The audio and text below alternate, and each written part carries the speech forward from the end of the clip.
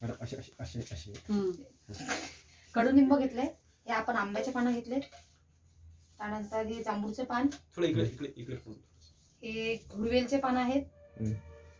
नंतर हे चिंचेचा घेतले आपण, नंतर हे तुळस. तुळस फक्त हे आपण रविवारी आणि एकादशीच्या दिवशी नाही तोडायची, अदरवाईज बाकी आपण तोडू शकतो. त्यानंतर आपण हा घेतलाय मोरिंगा म्हणजेच शेवगा. तर हा पण घेतलाय कढीपत्ता. कढीपत्ता सुद्धा आपण त्याच्यात चांगला लागतो, म्हणजे चांगलाच राहतो, पण केसांसाठी पण उपयुक्त आहे. तर आपण घेतलाय हा आवळा, घुडवेल आहे, जांभूळ, हे जांबाचे पत्ते आणि हा गवती चहा हे पण आपण घेतला. 2-2, 3-3 साधारणतः आपल्याला एवढ्या जणांसाठी बनवायचं, आपल्याला 2-2, 3-3, 4-4 पत्ते लागतील. हे आंब्याचं आहे का? हाँ आंबा कैसा है जो झाड़ में दूध निकलता है, जैसे पपई का झाड़ है, सीताफल में नहीं निकलता, लेकिन सीताफल, नींबू वो नहीं लेना चाहिए, नहीं लेना चाहिए।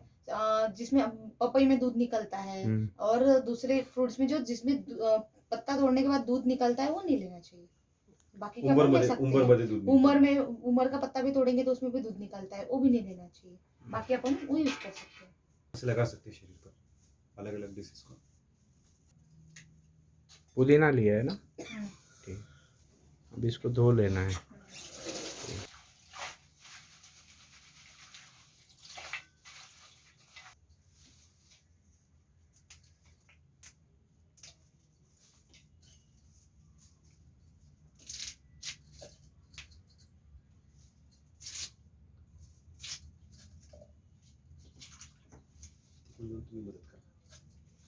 इसके सिर्फ पत्ते ही लेने हैं क्या? हाँ वो डंडी भी डाल सकते हैं अपन, ये बड़ी वाली डंडी पीसने में थोड़ा हार्ड जाती है ना, नहीं तो ये अपन डंडी इसमें डंडी के साथ डालेंगे। ठीक है।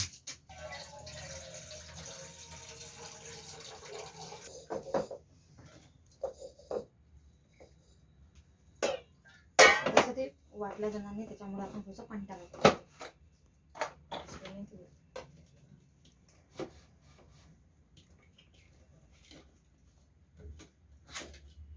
झाकणच नाही.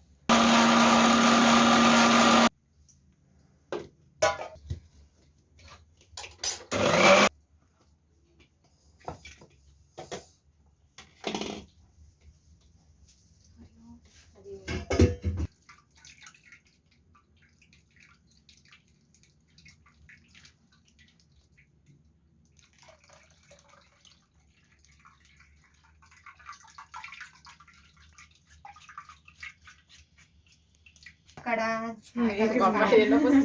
फक्त फोटो आता काढा.